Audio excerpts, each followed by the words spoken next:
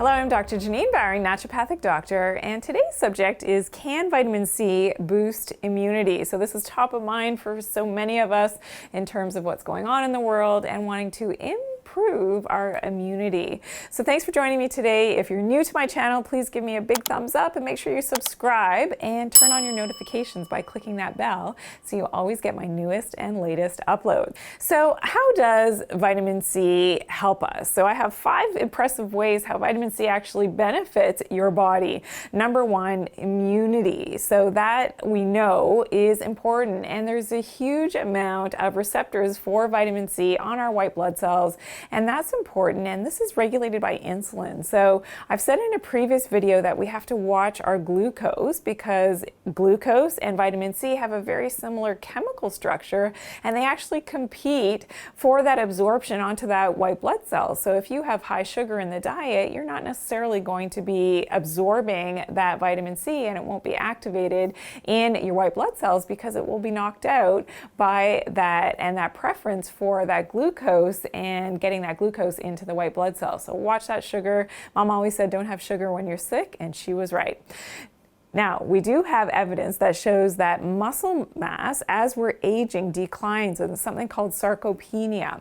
The great thing about vitamin C, and one of the benefits, is that it helps with decreasing that loss of muscle mass as we age. And this study actually shows that vitamin C could help older adults retain their muscle mass. And this was, they checked the blood vitamin levels of vitamin C, and those who had better vitamin C had greater muscle mass as they were aging. So very interesting. As well as decreased risk of getting gout attacks. So gout is, so painful. In this study, vitamin C intake in men with gout was definitely a correlation, and the lower, amount of vitamin C, the higher risk of gout, the higher the vitamin C, of course, the lower risk of gout.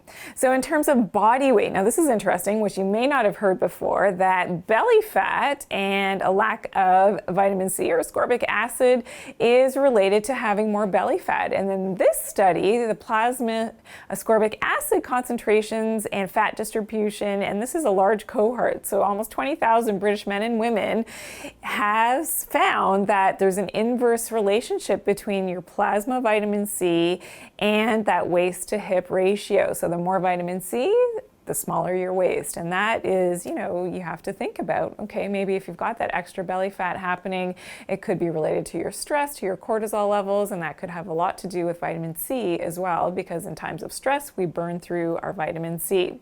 So what else is interesting is neurotoxic senile plaques in the brain. So we know that this is definitely related to Alzheimer's disease and dementia, and the latest research in terms of vitamin C means that the vitamin C can actually help to break down those plaques in the brain. So that's super important. So making sure, especially as we're aging, that we're getting enough of that absorbable vitamin C. For more information on the best sources of vitamin C, check out my other videos all about this subject. So if this video helped you to learn something new, please share it with someone who you think will benefit from this information. Give me a big thumbs up and hit that subscribe button. I'll see you next time, and remember to always take care of your good health and do it naturally.